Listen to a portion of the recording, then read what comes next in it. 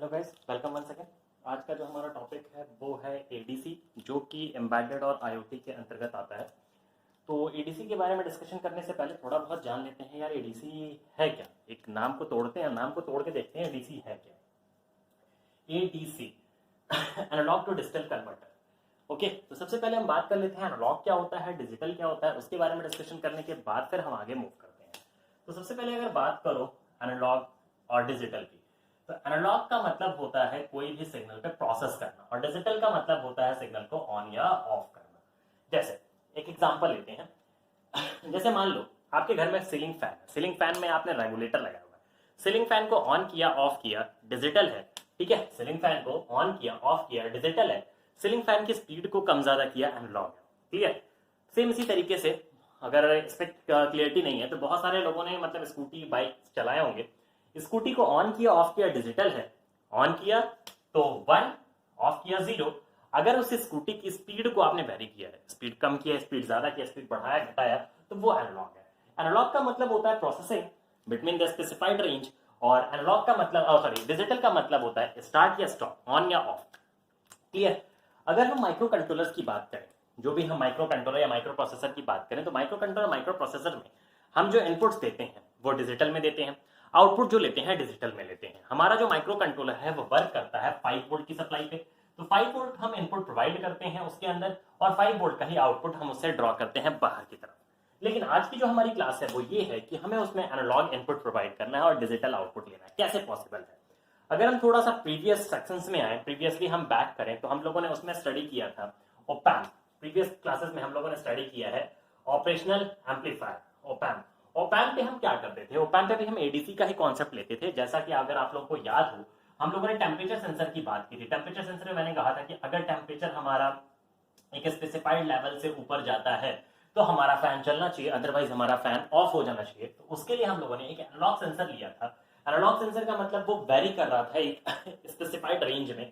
कभी उसकी टेम्परेचर जो थी 1 डिग्री सेल्सियस की, कभी 2 डिग्री, कभी 3 डिग्री, कभी 4 डिग्री, स्पेसिफाइड रेंज था। और LM35 था तो इसका मैक्सिमम टेम्परेचर जो जा रहा था वो 154 डिग्री सेल्सियस तक जा रहा था, क्लियर। अब हमें एक स्पेसिफाइड रेंज लेना था कि किस पे हमको फिक्स करना है, किस पे हमारी डिजिटल डेटा आनी चाहिए। तो हम एक रेफरेंस वोल्टेज यहां सेट कर देते थे। अगर हमारा इस रेफरेंस वोल्टेज से ज्यादा ये होता था तो हमारा आउटपुट यहाँ पे ड्रॉप होता था। तो हमारा जो डिजिटल डेटा है वो किस पे डिपेंड करता था? हमारे रेफरेंस वैल्यू पे डिपेंड करता था। जैसे मान लो यहाँ पे मैंने फिक्स कर दिया 2 डिग्री सेल्सियस।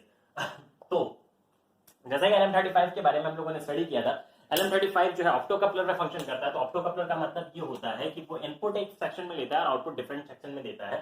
तो इनपुट टेम्परेचर में लेता है, आउटपुट वोल्टेज में देता है। तो मान लो मैंने यहाँ 2 वोल्ट सेट कर दिया और मुझे आउटपुट चाहिए, सॉरी ये 2 वोल्ट 3 वोल्ट वैरी कर रहा है क्योंकि एनालॉग है, और मुझे आउटपुट चाहिए। तो यहाँ हम कितना सेट करेंगे? यहाँ पे हम अप्रोप्रिएट 2 वोल्ट सेट कर देंगे। तो अगर ये वैल्यू 2 वोल्ट से ज्यादा होगी देन आउटपुट आएगा, अदरवाइज आउटपुट नहीं आएगा। और ये जो आउटपुट देता है वो आपका फिक्स 5 वोल्ट का ही आउटपुट प्रोवाइड करेगा। तो ये तो हमारा एक सिंपल सा वे था, बाय यूजिंग ओपैम्प से हम लोगों ने कर लिया था। लेकिन ओपैम्प के बाद हम लोग माइक्रो कंट्रोलर इसलिए स्टडी कर रहे हैं। माइक्रो कंट्रोलर पढ़ने का कारण हमारा ये है कि बहुत सारे टास्क हमारे एक मशीन से, एक मशीनरी सेक्शन, एक कंट्रोलर सेक्शन से कंप्लीट हो जाए, इसलिए हम लोग माइक्रो कंट्रोलर पढ़ रहे हैं। तो बहुत सारे टास्क हमारे इससे कंप्लीट हो जाए, तो पीछे के टास्क हम लोग कंप्लीट करते चले आ रहे हैं। अब आए हैं हम एडीसी पे, एडीसी कैसे इससे फुलफिल किया जाएगा और कैसे हम इसको कमांड देंगे कि सर आप एडीसी का काम कराओ, क्लियर। तो पीछे की कंक्लूजन पे थोड़ा सा ध्यान देते हैं। डिजिटल का जब हमें काम करना होता था तो हम क्या करते थे? 1 और 0 में बात करते थे। प्रोग्राम में हम लिखते थे कि sir port B dot F 0 port B dot F 1, ठीक है। ऑन और ऑफ कराने के लिए हम ये लेते थे। इनपुट प्रोवाइड करना होता तो भी 1 और 0 का ही कॉन्सेप्ट लेते थे। बट अब मान लो चीजें थोड़ी सी चेंज हो गई। चीजें चेंज होने का मतलब अब हम चाहते हैं यार हमारे माइक्रो कंट्रोलर के अंदर जो इनपुट प्रोवाइड हो वो 0 और 1 के कॉन्सेप्ट में ना प्रोवाइड हो, 0 और 1 के कॉन्सेप्ट या फॉर्मेट में प्रोवाइड ना हो। हम चाहते हैं कि थोड़ा वेरिएबल में प्रोवाइड हो, हमारा जो डेटा हो वो वेरिएबल हो। मान लो कोई बंदा अपने माइक्रो कंट्रोलर के साथ टेम्परेचर सेंसर ही लगा देता है, तो क्या करोगे आप? तो हमें यहाँ पे आउटपुट चाहिए होगा, और टेम्परेचर सेंसर उसने लगाया तो उसने फिक्स कर दिया 3.5 वोल्ट पे हमारा आउटपुट आना चाहिए। 3.5 वोल्ट पे आउटपुट कैसे आएगा? क्योंकि हम तो अभी तक यही पढ़ते आ रहे हैं, 0 पे 0 वोल्ट, 1 पे 5 वोल्ट, और इसने कहा 3.5 पे हमारा आउटपुट आना चाहिए। पॉसिबल कैसे होगा? किस तरह से पॉसिबल होगा? ये पॉसिबल होना है तो अभी तक की जो स्टडी है उस स्टडी के हिसाब से तो पॉसिबल नहीं होगा, क्योंकि 1 का मतलब वो 5 वोल्ट रीड करेगा और 0 का मतलब वो 0 वोल्ट रीड करेगा। बट 3.5 वोल्ट कैसे रीड कराया जाए, कैसे हम फीड करें, कैसे हम अपने माइक्रो कंट्रोलर को ये बताएं कि सर आपको 3.5 वोल्ट मिलेगा तो आपको वर्क करना है, किस हिसाब से हम उससे टॉकिंग करें, किस हिसाब से हम उससे बात करें। ठीक है, तो इन्हीं सारी चीजों पर हमारी चर्चा होगी जिसमें हम आगे स्टार्ट करेंगे। उन सारी चीजों को समझने से पहले थोड़ा सा हम डिस्कशन करते हैं बिट के बारे में। दुनिया का कोई भी माइक्रो कंट्रोलर या माइक्रो प्रोसेसर लो, उनकी कुछ ना कुछ स्पेसिफाइड बिट्स होती हैं। ठीक है, इन्हीं बिट्स में हम लोग डिस्कशन करेंगे बिट रेजोल्यूशन के बारे में। बिट रेजोल्यूशन पहले ही बता देते हैं क्या होता है बिट रेजोल्यूशन। जैसे आपका मोबाइल फोन में मेगापिक्सल होता है, मेगापिक्सल में आप फोटो लेते हो तो मेगापिक्सल अगर आपके बहुत बेस्ट होते हैं, बहुत हाई क्वालिटी के होते हैं, तो पिक लेने के बाद जब उसको जूम करते हो आप तो ब्लर नहीं होता है, पिक्चर क्वालिटी आपकी बेस्ट होती है। सेम उसी तरीके से बिट रेजोल्यूशन अगर आपका बेस्ट होता है तो आप किसी भी वैल्यू को या स्पेसिफाइड वैल्यू को, यहां हमारी स्पेसिफाइड वैल्यू कितनी है बेटा 5 वोल्ट, 5 वोल्ट की स्पेसिफाइड वैल्यू को बहुत ज्यादा खींच सकते हो, बहुत ज्यादा फैला सकते हो अगर बिट रेजोल्यूशन आपका अच्छा है तो। अगर बिट रेजोल्यूशन आपका अच्छा नहीं है तो 5 वोल्ट की जो डेटा है वो बहुत कम खींचेगी। जैसे 5 को अगर हम तोड़ें, 5 को मैंने कहा 100 हिस्सों में तोड़ दो तो 100 बिट रेजोल्यूशन हो गई। 5 को मैंने कहा 5 हिस्सों में तोड़ दो तो 5 बिट रेजोल्यूशन हो गई। तो 5 वोल्ट को जो 100 हिस्सों में तोड़ा, 100 हिस्सों में तो ज्यादा कंपोनेंट, आपके ज्यादा कंपोनेंट्स आ रहे हैं ना, ज्यादा डिवाइसेस आ रहे हैं। मतलब 5 को 100 हिस्सों में तोड़ोगे तो उसमें आपको ज्यादा से ज्यादा अमाउंट्स मिलेंगे, ज्यादा से ज्यादा आपको एनालॉग की डेटा मिलेगी, क्योंकि 100 हिस्से हुए, 5 के 100 हिस्से हुए, 100 हिस्से हुए तो आपको ज्यादा से ज्यादा कंपोनेंट्स मिल रहे हैं, ज्यादा से ज्यादा एनालॉग वोल्टेज इसके अंदर आ रहा है, एनालॉग की जो डेटा है वो ज्यादा कवर हो रही है अगर आप इसको 100 हिस्सों में तोड़ रहे हैं। बट इसको अगर 5 हिस्सों में तोड़ रहे हैं तो कितने आ रहे हैं, तो बेटा कुछ नहीं आ रहा है, सिर्फ आपके 5 हिस्से ही आ रहे हैं। मतलब 5 वोल्ट को 5 हिस्सों में तोड़ोगे, 1 2 3 4 5, यही डायरेक्ट आ रहा है। तो आप मतलब इस 5 हिस्सों में तोड़ने के बाद बंदा क्या कह सकता है, सर 2 वोल्ट पे आउटपुट आना, 3 वोल्ट पे आना चाहिए, 4 पे आना चाहिए, 5 पे आना चाहिए। कोई ये नहीं कह सकता कि 3.5 पे आना चाहिए, क्योंकि 3.5 का तो इसमें कोई हिस्सा ही नहीं बन रहा। क्लियर, तो यही बिट रेजोल्यूशन कहलाता है। बिट रेजोल्यूशन जितना अच्छा होगा उतना ही बेटर और उतना ही एक्यूरेट आप एनालॉग वोल्टेज चेकआउट कर सकते हो अपने माइक्रो कंट्रोलर में। बट बिट रेजोल्यूशन अच्छा होने की बात नहीं होती है। आओ बात कर लेते हैं, बिट रेजोल्यूशन पे भी काम करते हैं। बिट रेजोल्यूशन अच्छा होने की बात नहीं है। जैसे मान लो हमने ले लिया 2 बिट की डेटा है, 2 बिट की डेटा कितने में कन्वर्ट होगी, 0001 1011, तो इसका बिट रेजोल्यूशन कुछ ऐसा बनेगा, ये 1 2 3 4 4 हिस्से, तो 1.25, इसका 1.25, इसका 1.25, इसका 1.25, ये 4 हिस्सों में टूटा। ठीक है तो अगर हम 1.25 के इंटरवल पे हम एनालॉग वोल्टेज देते हैं, जैसे मान लो मैंने कहा मेरा एनालॉग वोल्टेज 2.50 है, 2.50 पे मेरा आउटपुट आना चाहिए, जाहिर सी बात है ये हमने सेलेक्ट कर लिया, 2.50 पे हमारा आउटपुट आ जाएगा।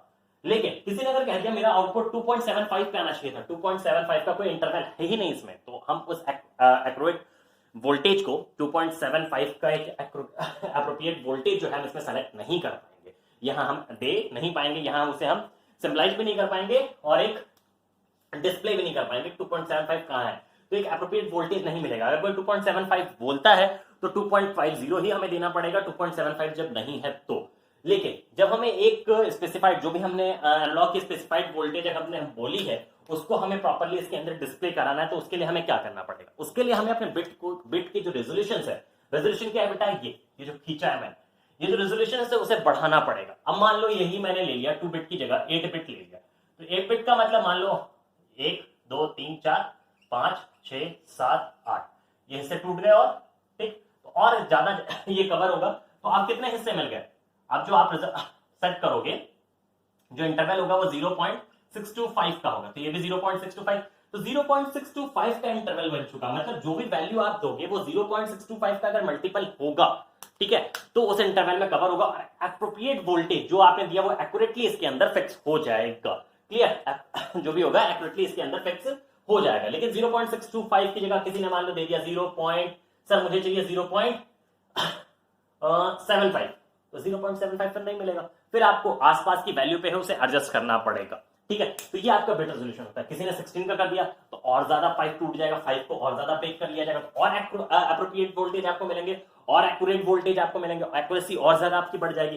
किसी ने 32 बिट का कर दिया और ज्यादा एक्यूरेसी मिल जाएगी, क्योंकि 5 वोल्ट जो है वो 32 हिस्सों में टूट गया, 32 हिस्सों में टूटने का मतलब और ज्यादा एक्यूरेसी हमारी फॉलो अप हो गई in the form of analogue.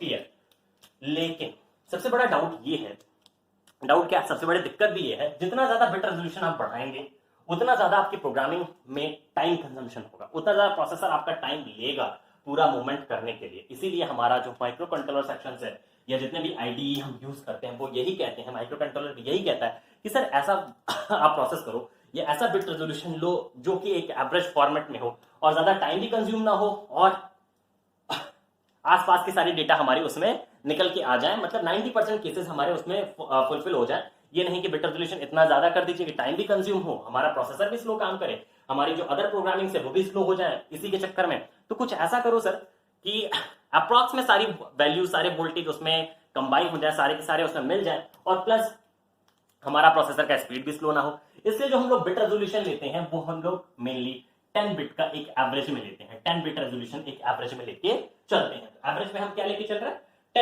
10 का रेजोल्यूशन लेके चलते हैं, मतलब जो भी हम वैल्यू लेंगे, जो भी हम वोल्टेज लेंगे उसको 10 हिस्सों में तोड़ेंगे। अब बात ये आती है, बिट रेजोल्यूशन तो कर लिया मैंने, बिट रेजोल्यूशन समझ लिया, अब बात ये आती है कि यार हम किस तरह से एनालॉग वोल्टेज फीड करेंगे माइक्रो कंट्रोलर के अंदर।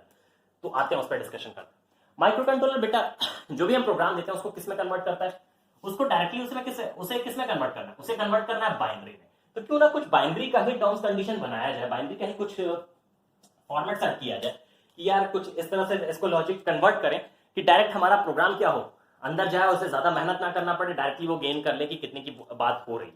क्योंकि अगर डिजिटल में बात करें तो अगर हम 0 देते हैं तो 0 वोल्ट कवर करेगा, 1 देते हैं तो 5 वोल्ट कवर करेगा। लेकिन मान लो किसी बंदे को 2.5 वोल्ट देना है, 2.5 वोल्ट पे उसे ऑन कराना है तो कितना देगा, तो अगर वो 1 देता है तो 2.5 पे अगर 1 सेट कर दिया तो 5 पे फिर क्या सेट करोगे। तो यही सोच समझ के मुझे यहाँ पे सेट करना है डेटा। और बिट रेजोल्यूशन हम समझ चुके हैं कितना है, मतलब मेरा बिट्स मतलब जो भी वैल्यू हमारी है वो 10 हिस्सों में टूटेगी। और वैल्यू किस पे डिपेंड होती है, हमारी ओवरऑल वोल्टेज पे। तो मान लो आपका माइक्रो कंट्रोलर की ओवरऑल वोल्टेज कितना ले रहा है, 5 वोल्ट ले रहा है। कोई डिवाइस हो सकता है 12 वोल्ट लेगा तो 12 वोल्ट को 10 हिस्सों में तोड़ेंगे, कोई हो सकता है 24 वोल्ट लेगा तो 24 वोल्ट को 10 हिस्सों में तोड़ेंगे। लेकिन जैसे जैसे वोल्टेज आपका बढ़ता जाता है वैसे वैसे एवरेज बिट रेजोल्यूशन भी आपका बढ़ता चला जाता है। जैसे आप पीएलसी में जब जाओगे तो 24 वोल्ट में पीएलसी ऑपरेट होती है और वहां पे जो बिट रेजोल्यूशन लिया जाता है वो एवरेज 32 बिट का लिया जाता है। 32 बिट में जब लोगे तो रेजोल्यूशन पावर आपकी बढ़ जाती है, इसलिए बढ़ा दी क्योंकि उसकी एफिशिएंसी और उसकी टारगेट पॉइंट्स और उसका पावर जो है वो भी बढ़ा होगा। क्लियर। अब आते हैं अपने सेक्शन पे। तो हमें क्या करना है, हमें जो एनालॉग वोल्टेज है वो हम किस तरह से फीड करेंगे अपने माइक्रो कंट्रोलर को, उसके बारे में डिस्कशन करना है। तो यार हम जानते हैं बाइनरी का कॉन्सेप्ट है, तो बाइनरी के कॉन्सेप्ट पे ही कुछ दिमाग लगाते हैं। तो हम ऐसा कुछ करते हैं कि प्रोग्राम को एक ऐसे फॉर्मेट में पुट करें कि अंदर जाने के बाद वो बहुत ही इजिली वो कन्वर्ट हो जाए बाइनरी कॉन्सेप्ट में और डेटा को रीड कर ले। लेकिन हम तो यही जान रहे हैं अभी तक डिजिटल में काम कर रहे, 0 1 में देंगे, तो कैसे हम मतलब किस तरह से हम वैल्यू को तोड़ें। तो जैसे कुछ लड़कों के दिमाग में ये आ रहा होगा सर 5 वोल्ट के लिए सर तो आप 1 पुट कर रहे थे ना, कभी भी मैंने प्रोग्राम में 5 वोल्ट डाला, कभी भी 5 वोल्ट नहीं डाला, हमने हमेशा 1 डाला। तो 2.5 वोल्ट हम डाल पाएंगे क्या, नहीं डाल पाएंगे। अगर हम 1 ही डालेंगे तो 1 पे क्या होगा, 1 पे तो 5 वोल्ट ही रीड करेगा ना, बट मुझे क्या रीड करना है, मुझे तो 2.5 वोल्ट रीड करना है, तो कैसे पॉसिबल होगा। तो इसके लिए क्या करता है हमारा प्रोग्राम, हमारी आइडियोलॉजी क्या करती है, हमें जो प्रोग्राम पुट करना है वो 10 बिट का रेजोल्यूशन है, ठीक है, 10 बिट का रेजोल्यूशन है और बाइनरी का कॉन्सेप्ट, तो बाइनरी के लिए 2 यूज करते हो आप, ठीक है। रेजोल्यूशन कितना है आपका 10, तो 2 to the power 10, 2 to the power 10 आपका रिजल्ट कितना आएगा 1024, ठीक है। तो जो 2 टू द पावर 10 है, 2 टू द पावर 1024, ठीक है, इज इक्वल्स टू आपका हायर वोल्टेज। हायर वोल्टेज कितना है बेटा आपका 5 वोल्ट, तो 2 टू द पावर 10 रिजल्ट आया 1024 और आपका हायर वैल्यू कितनी है 5 वोल्ट। तो 1024 जो स्टैंड कर रहा है, मतलब हमने क्या कर लिया, हमने इस 5 वोल्ट को पहले किस में रखा था, 1 पे रखा था, डिजिटल में 1 पे रखा था। अभी मैंने इस 5 वोल्ट को एक न्यूमेरिक वैल्यू में ले लिया, एक हेक्साडेसिमल फॉर्मेट में ले लिया, ठीक है। इसी हेक्साडेसिमल फॉर्मेट को हम इंटीजर भी कह सकते हैं क्योंकि माइनस में भी ये डेटा जा सकती है, तो हम इंटीजर भी कह सकते हैं।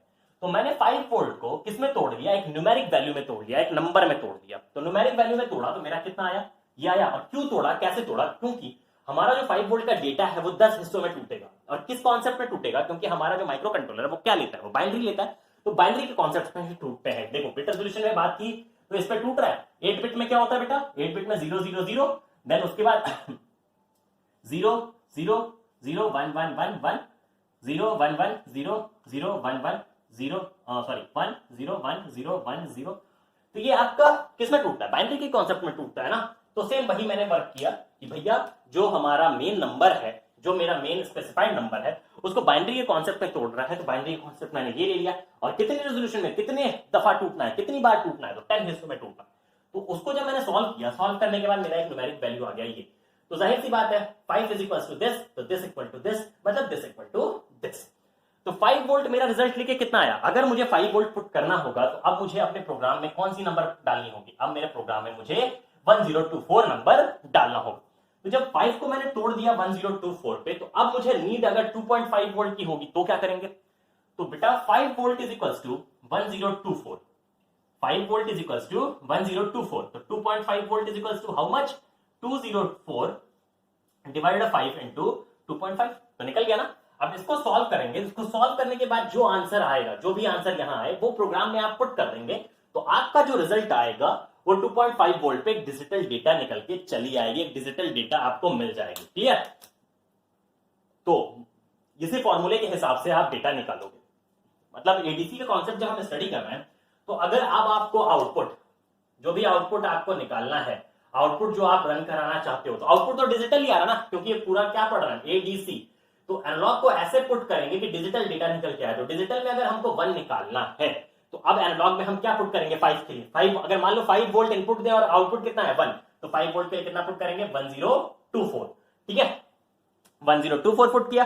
ठीक उसी तरह से 2.5 वोल्ट के लिए मुझे निकाला, 2.5 वोल्ट पे मेरा आउटपुट 1 आना चाहिए, तो क्या करेंगे 2.5 वोल्ट पे चाहिए, तो 1 वोल्ट के लिए देखो समझ लो, क्योंकि कुछ लोगों की मैथ्स में थोड़ी दिक्कत होगी, तो फिर पता चला कि फिर दिक्कत होगी।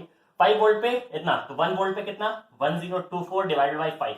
आप कितना बोल रहा है 2.5 वोल्ट पे कितना, तो 1024 डिवाइडेड 5 इंटू 2.5। जो आपका आंसर आएगा वो आप प्रोग्राम में पुट कर दीजिए, उतने पे आपका रिजल्ट आ जाएगा। मतलब आपका माइक्रो कंट्रोलर रीड कर लेगा कि 2.5 वोल्ट पे मुझे रिजल्ट देना है। तो हमने क्या किया, जो वैल्यू हम पुट कर रहे थे 1 और 0 के फॉर्म में, उस 1 0 को हमने एक न्यूमेरिक वैल्यू में कन्वर्ट कर लिया, और न्यूमेरिक वैल्यू हमारी आ गई 1024। अब उस 1024 के साथ हम गेम खेलना स्टार्ट कर रहे हैं। 5 पे 1024 देन कन्वर्ट कर लिया। हाँ, मान लो किसी माइक्रो कंट्रोलर में कितना होता, कोई माइक्रो कंट्रोलर कहता है हम 12 वोल्ट पे काम करते हैं सर, तो 12 volt is equal to 1024। Clear. ठीक है, मतलब 12 वोल्ट को 10 हिस्सों में तोड़ा गया, और बाइनरी का कॉन्सेप्ट है तो 2 को लेके चल रहे हैं, तो 12 volt is equal to 1024। Clear. तो इस तरीके से हम प्रोग्राम में डेटा पुट करेंगे। अब आओ प्रोग्राम में प्रोग्राम कैसे लिखेंगे एडीसी का, उसके बारे में बात करते हैं। मतलब अपने माइक्रो कंट्रोलर, ये तो मैंने क्या बताया, ये तो मैंने एक स्पेसिफिक वे बताया कि किस तरह से हमारा माइक्रो कंट्रोलर वर्क करता है, और हम अपने माइक्रो कंट्रोलर में क्यों इंटीजर वैल्यू को पुट करते हैं। बात तो हमारी हेक्साडेसिमल की होती है, हेक्साडेसिमल में कन्वर्ट करना, हेक्साडेसिमल में ही कन्वर्ट होता है वो, लेकिन हेक्साडेसिमल में कन्वर्ट होने के बाद वो माइनस में भी जा सकता है, प्लस में भी जा सकता है। 1024 माइनस में भी हो सकता है, प्लस में भी हो सकता है, इसीलिए हम उसे इंटीजर वैल्यू कहते हैं, इंटीजर में लेते हैं। अब आओ प्रोग्राम में हम कैसे लिखेंगे, प्रोग्राम से कैसे हम ये कहेंगे माइक्रो कंट्रोलर को कि सर आपको इतने में काम करना है, आपको एडीसी में काम करना है, आपको इसको कन्वर्ट करना है, कैसे बात करेंगे। आइए बात करते हैं। सबसे पहला वर्क प्रोग्राम में अगर चलेंगे, सबसे पहले वॉइड मेन डिफाइन करते हैं। और देखो सबसे पहला प्रोग्राम जो हम अभी प्रोग्राम लिखने जा रहे हैं, इस प्रोग्राम का क्या वर्क है। इस प्रोग्राम के लिए आप क्या करोगे, हार्डवेयर ऐसा बनाओगे, कुछ देख लो बढ़िया से, माइक्रो कंट्रोलर लगाना, यहां एक एनालॉग लगा लेना। एनालॉग के लिए क्या करोगे, एनालॉग के लिए आप एनालॉग इनपुट देना है। और आपको अगर याद हो, स्टार्टिंग में क्लास स्टार्ट करने से पहले मैंने बताया था port A will be stand for a analog port. तो यहां एक -HG लगाना। ये क्या है -HG। -HG क्या होता है, एनालॉग में काम करता है। इसको ऊपर नीचे आप करोगे तो एनालॉग में ही तो वैल्यू आपकी चलेगी, और इसको कनेक्ट कर देना A0 पे। क्लियर। उसके बाद हम क्या कर रहे हैं, हम इंटरनल कॉन्फ़िगरेशन को चेक कर रहे हैं। इंटरनल कॉन्फ़िगरेशन जो मैंने आपको पढ़ाया कि हम अगर अपने डिजिटल डेटा को अगर एनालॉग को हम चेंज करते हैं तो क्या वो इंटीजर में काउंट करता है कि नहीं करता है, उसके बारे में हम बस डिस्कशन कर रहे हैं। उसको देखना है कि ये हम जो मैंने पढ़ाया वो सही है कि नहीं, उसके बारे में चेक करते हैं। तो यहाँ एक LCD लगा देना, LCD का कनेक्शन जैसे करते हो वैसे कर देना, और प्लस LCD के जितने पोर्ट्स हैं वो डिफाइन कर देना। हम प्रोग्राम में लिख रहे हैं। देखो अभी हम इस प्रोग्राम में क्या करने जा रहे हैं, अभी इस प्रोग्राम में हम ये करने जा रहे हैं कि अगर हम एनालॉग वैल्यू को चेंज करते हैं तो क्या वो इंटीजर में लिख के आता है, जो हमने यहां चेंज करके आपको दिया था। 5 वोल्ट इज इक्वल टू मैंने क्या दिया था 1024। क्यों दिया था, क्योंकि 2 to the power 10 is equal to 1024, और 2 to the power 10 किसको कर रहे हैं, तो 5 वोल्ट को कर रहे हैं। तो 5 वोल्ट इज इक्वल टू 1024। आपको ये देख के मतलब आपको मुझे ये दिखाना है कि अगर हम एनालॉग वैल्यू को चेंज कर रहे हैं तो क्या हमारा अंदर का ये जो प्रोग्राम हम कर रहे हैं बेटा, ये हम प्रोग्राम कर रहे हैं अपने कंट्रोल यूनिट का प्रोसेस देखने के लिए क्या हमारा माइक्रो कंट्रोलर इसे इंटीजर फॉर्मेट में यहां लिख के दे रहा है कि नहीं दे रहा? अगर दे रहा है तो फिर आगे का फर्दर वर्क हम करेंगे। क्लियर? अब आते हैं यहाँ पे सबसे पहले तो इंट i इक्वल्स टू 0 या इंट i ले लो। इंट मैंने क्यों लिया? क्योंकि जो हम वैल्यू डिफर करेंगे, जो यहाँ पे हम मूव करेंगे और जो वैल्यू रीड होगी 1024 वो किस में रीड होगी? इंटीजर में रीड होगी। देन उसके बाद कैरेक्टर ले लेते हैं एक, और उसको मैंने ले लिया tst। इसके बारे में बाद में बात करेंगे, ये कैरेक्टर tst के बारे में बाद में बात करेंगे, अभी इसके बारे में परेशान मत हो। उसके बाद एलसीडी के लिए ले लो आप, जैसे मान लो मैंने ले लिया ट्रिस b इक्वल्स टू 0 ले लिया, ठीक है। Then port b equals to 0 ले लिया। हाँ, एक चीज और, परेशान नहीं होना है कि सर एनालॉग के इनपुट पे भी डिफाइन करेंगे क्या इसको? जैसे ये मैंने लिया, ठीक है, एनालॉग के लिए एक मैंने पोटेंशियोमीटर लिया, तो क्या इसको भी डिफाइन करना पड़ेगा क्या सर? A0 को नहीं डिफाइन करना पड़ेगा, इसमें बाद में बात करते हैं।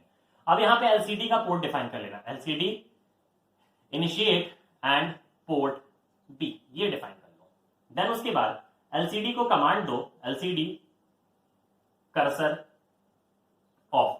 ये जो हम यहाँ पे डिफाइन कर रहे हैं, जो लोग ये वीडियो नहीं देखे हुए वो लोग ये समझ लो, एलसीडी हम कनेक्ट कर रहे हैं किस पे? पोर्ट बी पे। पोर्ट बी पे जब एलसीडी कनेक्ट कर रहे हैं तो एलसीडी इनिशिएट, इनिट लिखते हैं, इनिशिएट मतलब एलसीडी को इनिशिएट कर रहे हैं बी पोर्ट पे। मतलब ये जो एलसीडी कनेक्ट किया है ये मैंने पोर्ट बी पे कनेक्ट किया। हमारा माइक्रो कंट्रोलर 4 हिस्सों में टूटा है, port A, port B, port C, port D. Port B पे कनेक्ट किया और मैंने उसको क्या बनाया? मैंने उसको आउटपुट बनाया। तो आउटपुट के लिए क्या लिखते हैं? ट्रिस के साथ 0 लिखते हैं। अगर मैंने उसे इनपुट बनाया होता है तो यहाँ पे 1 लिखते हैं। ये पोर्ट क्या होता है? पोर्ट बताता है ऑन है या ऑफ है। इनिशियल कंडीशन में मेरा आउटपुट ऑफ है, मेरा एलसीडी ऑफ है, इससे 0 दिया। अगर इनिशियल कंडीशन में मेरा एलसीडी ऑन होता तो यहाँ 1 देते, ठीक है। और ये कुछ कमांड्स हैं एलसीडी के, रटे रटाए कमांड्स हैं। मतलब एलसीडी की ब्लिंकिंग मतलब कर्सर का मतलब, जैसे आप वर्ड में काम करते हो तो आपकी कर्सर मूव कर रही होती है, तो वो कर्सर के बारे में, मतलब अगर प्रोग्राम में आप इसे यूज करना चाहो तो ठीक है, नहीं यूज करना चाहो कोई दिक्कत नहीं। Last command LCD clear. जैसे मान लो कभी एलसीडी पे कोई चीज आपने लिख दी और उसे साफ करना है आपको, तो उसके लिए आप एलसीडी क्लियर लेते हो।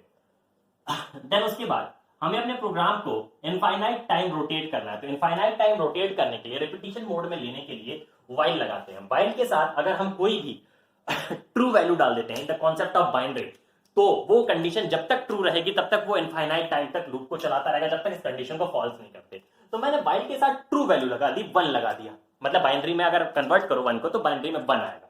तो अगर इसको कन्वर्ट करोगे 1 आएगा। जब मैंने 1 लगा दिया और कोई कंडीशन नहीं दी है मैंने, तो जब कंडीशन नहीं दी तो ये तो कंफ्यूज रहेगा ना, किसके लिए 1? कंफ्यूजन है किसके लिए 1, लेकिन 1 है ना, 1 है तो ये प्रोग्राम को इनफाइनाइट टाइम तक चलाता रहेगा, कंफ्यूज रहेगा। अगर मैंने कोई कंडीशन दे दिया होता कि व्हाइल i इक्वल्स टू 1, तो i की वैल्यू जब तक 1 होती तब तक ये काम करता, उसके बाद क्या हो जाता? ऑफ हो जाता। तो मुझे ये इनफाइनाइट टाइम तक अपने प्रोग्राम को चलाना था, इसलिए मैंने इसे कंफ्यूज कर दिया। मैंने इसे सिर्फ 1 दिया हुआ है, कोई कंडीशन इसके साथ नहीं दी, वनली इसको ट्रू वैल्यू दे दी। अब आते हैं सबसे पहले तो हम इसको जब मूव करेंगे तो वैल्यू हमारी किस में रीड होगी?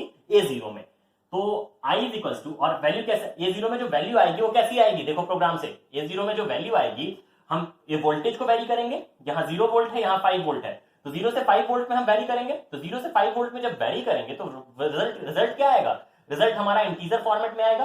तो इंटीजर फॉर्मेट में आएगा, जैसे मान लो हमें एक सिंपल सी बात है कि एक डेटा टाइप लिया, डेटा टाइप हमारा इंटीजर है, तो उसे किसमें सेव करेंगे? उसे इंटीजर डेटा टाइप में ही सेव करोगे ना। अगर आपका जो इनपुट ले रहे हो वो कैरेक्टर है तो कैरेक्टर डेटा टाइप में सेव करोगे।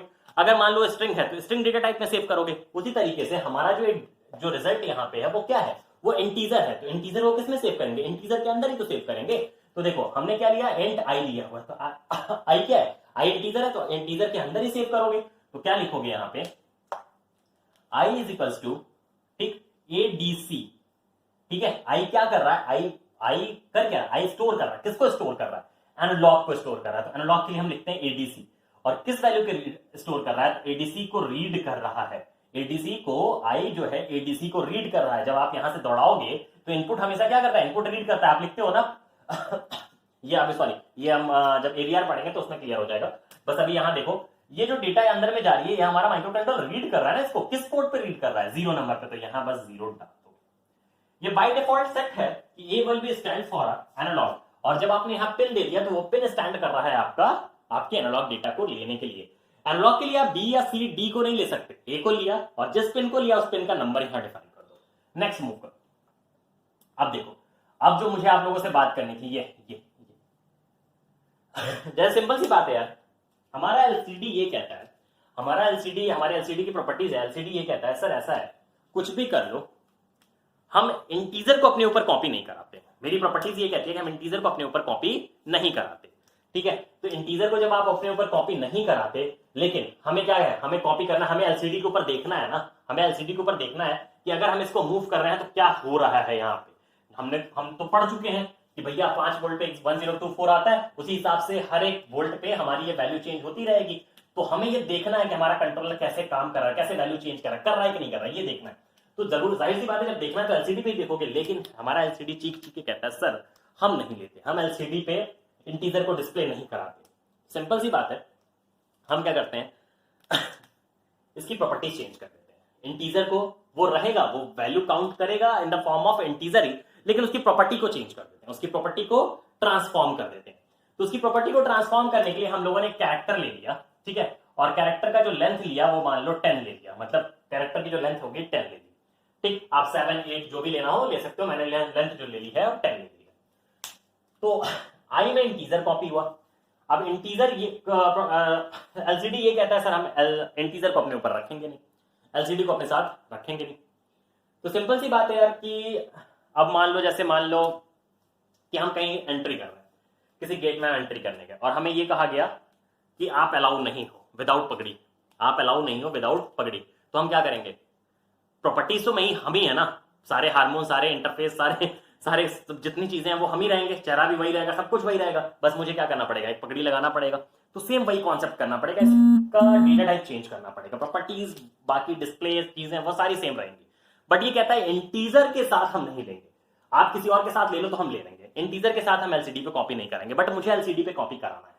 तो क्या करेंगे, उसके लिए कन्वर्ट करेंगे हम इस इंटीजर को कन्वर्ट कर देंगे किसी और फॉर्मेट में। और बेटा अगर सी आप लोगों ने पढ़ा हो, थोड़ा सा और क्लियर कर देते हैं।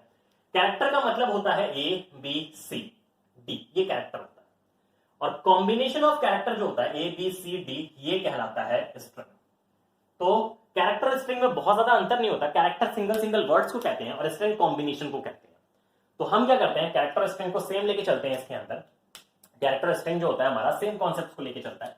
तो यहां पे क्या करते हैं, हम इंटीजर को कन्वर्ट कर देते हैं str में, स्ट्रिंग में, ठीक, इनटू str। क्यों स्ट्रिंग में कन्वर्ट कर रहे हैं ये भी समझ लीजिएगा, क्यों स्ट्रिंग में कन्वर्ट कर रहे हैं, क्योंकि हमारी जो वैल्यू लिख के आएगी वो कभी 1 लिख के आएगी, कभी 2 लिख के आएगी, कभी 3 लिख के आएगी, लेकिन 10 के बाद हमारी वैल्यू 11 लिख के आएगी, 12 लिख के आएगी, 13 लिख के आएगी, उसके बाद 24, 25, 26 ऐसा लिख के आएगी ना। तो कॉम्बिनेशन ही तो लिख के आएगा। अगर हम कैरेक्टर सिर्फ यहां पे लें तो क्या होगा, कैरेक्टर लें तो 1 2 3 4 ही लिख के आएगा, लेकिन हमारा तो 1024 ये तो कॉम्बिनेशन है ना। और जब हमने इसको स्ट्रिंग बनाया, एक इंटीजर को क्या बना रहे हैं, कैरेक्टर या स्ट्रिंग में लेके जा रहे हैं, तो हमें पहले तो हमें ये देखना है, हम दूसरे छोड़ देते हैं, कैरेक्टर की बात ही छोड़ देते हैं, हमें तो कॉम्बिनेशन में लेके चलना है ना। 1024 एक कॉम्बिनेशन है ना, ये तो है ना 1024 ऐसे लिख के आना है, हमें तो 1024 साथ में लिख के आना है, तो ये तो कॉम्बिनेशन है। तो अगर हम कैरेक्टर में ही टोटली कन्वर्ट करेंगे तब तो हमारा रिजल्ट नहीं मिलेगा। तो कैरेक्टर का थोड़ा बड़ा भाई जो होता है, कैरेक्टर से थोड़ा सुपीरियर जो होता है वो स्ट्रिंग होता है, it is a combination of character. तो हम कर देते हैं इनटू str, और यहां आपने कैरेक्टर डिफाइन किया, यहां कैरेक्टर डिफाइन करोगे, यहां इनिशियल स्टेज डिफाइन किया जाता है। तो इनटू str कर देते हैं, मतलब हम इंटीजर को स्ट्रिंग में डिफाइन करेंगे, स्ट्रिंग कैरेक्टर लेके बैठ सकता है, काम कर सकता है। तो इंटीजर को स्ट्रिंग में कन्वर्ट कर देंगे, कोई स्पेस नहीं रहेगा इसके अंदर। और किस इंटीजर को आप स्ट्रिंग में कन्वर्ट करोगे, आई इंटीजर को, मतलब जो भी आप एनालॉग की डेटा है कहां स्टोर कर रहे हो, आई में स्टोर कर रहे हो। और किस में कन्वर्ट करोगे, स्ट्रिंग में। स्ट्रिंग के लिए क्या कांस्टेंट लिया आपने, टीएसटी, स्ट्रिंग का जो आपने कांस्टेंट लिया वो क्या है, टीएसटी, तो टीएसटी में कन्वर्ट करोगे, ठीक है। उसके बाद इसको प्रिंट करो, तो क्या लिखोगे, LCD out 1,1 first row first column. उसके बाद इससे पहले आपने एलसीडी का प्रोग्राम पढ़ा था, तो कुछ भी लिखवाना होता था उसको डबल इन्वर्टेड कॉमा में लिखवाते थे, मतलब डबल इन्वर्टेड कॉमा का मतलब हूबहू ये लिख के आएगा। लेकिन अभी आपको क्या करना है बेटा, आपको हूबहू ये लिखवा के नहीं देना है, हूबहू ये लिख के नहीं आएगा, इसके अंदर की वैल्यू आएगी। इसके अंदर की वैल्यू क्या, टीएसटी के अंदर की वैल्यू, और टीएसटी के अंदर की वैल्यू कौन सी होगी, आई के अंदर की वैल्यू। और आई की वैल्यू कहां है, यहां से वेरी कर रही हो, कब वेरी कर रही हो कि जब इसको ऊपर नीचे कर रहे हैं, तो यहां पे टीएसटी बस लिख देंगे। मतलब इसका क्या हो गया कि टीएसटी के अंदर की वैल्यू यहां पे हमेशा चेंज होती रहेगी जब आप यहां पे चेंज करोगे। अब इस ब्रैकेट को बंद करो, सेमीकोलन लगाओ, सेमीकोलन, ठीक। तो ये आपका एनालॉग का प्रोग्राम बनके रेडी हो गया। ये एनालॉग का प्रोग्राम क्या चेक करेगा, ये एनालॉग का प्रोग्राम आपका जो मैंने अभी थोड़ी देर पहले पढ़ाया उसमें हमारा कंट्रोलर कैसे वर्क करता है ये आपको बताएगा। ये प्रोग्राम आपको ये बताएगा कि अगर आप एनालॉग सेंसर्स को वेरी करते हो, ठीक है, एनालॉग सेंसर को वेरी करते हो, तो आपके कंट्रोलर्स जो है वो उसकी डेटा इंटीजर फॉर्मेट में यहां देंगे। जैसा मैंने बताया 5 वोल्ट पे इतना, तो 1 वोल्ट पे कितना, 2 वोल्ट पे कितना, 2.5 वोल्ट पे कितना, वो सारी डेटा आपको लिख के आएगी। तो आपको ये पता चल